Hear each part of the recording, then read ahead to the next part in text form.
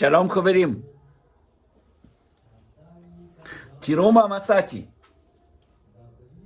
התגעגעתי עליכם, אני רוצה לשלוח לכם וידאו קצר. תראו מה יש פה. יש את האקריליק, ככה, ועל כל קופסה יש לו סימנים, על כל קופסה שפופרת. יש סימני של מה בדיוק תכונות שלו, של האקריליק. ככה, זה המספר, תראו, יש פה מספר,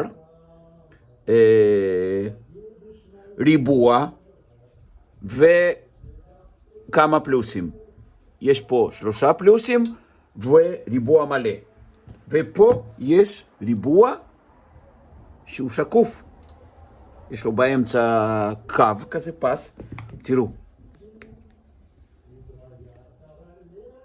יש פה ריבוע שקוף וריבוע מלא.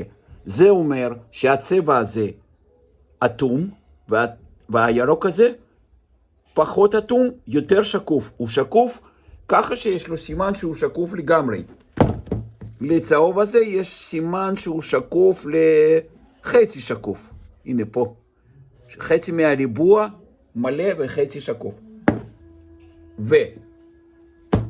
וגם פלוסים. יש פה, כמה יש לו פלוסים? כאן יש, לכולם 3 פלוסים. חשבתי. כאן יש שתי פלוסים. פלוס ועוד פלוס. הנה זה פה. זה אומר שהוא עמיד לשמש, אבל פחות מהירוק הזה. הירוק הזה עם 3 פלוסים עמיד לשמש יותר מאשר הצהוב הזה. הוא בעצם מאבד את הכוח צבע בשמש. זהו. תודה.